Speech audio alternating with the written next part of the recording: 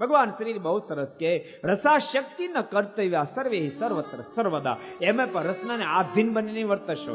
ગમે ત્યાં જાઓ તેમ છતાં પણ રસનાને આધીન નહીં બનશો. ભક્તો આ મીઠ ખાતા કોને કરી દીધા?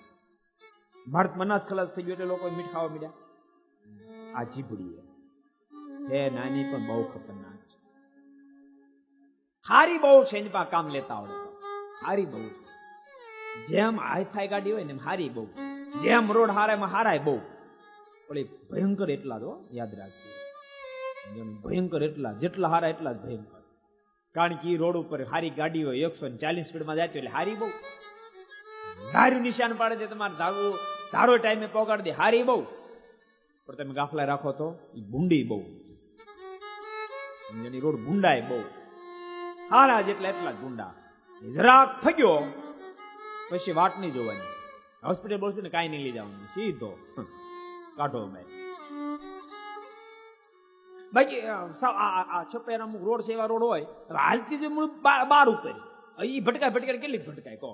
બહુ તો ગોબો પડે ગાડીને, પણ આપણને ગોબો પડે. બાકી એથી વધારે ન થાય કાંઈ, બેન ગોબા પડે.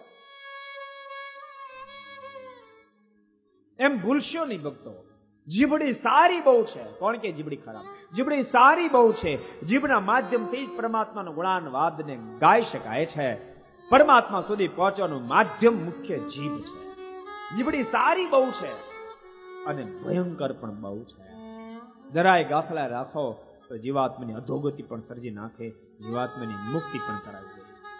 રસાશક્તિ ન કર્તવ્ય સર્વે સર્વત્ર સર્વદા. કોઈએ ન કરવી. સર્વે સર્વદા ક્યારે ન કરવી, ક્યાંય ન કરવી. ક્યાંય રસના આધીન બનશો નહીં.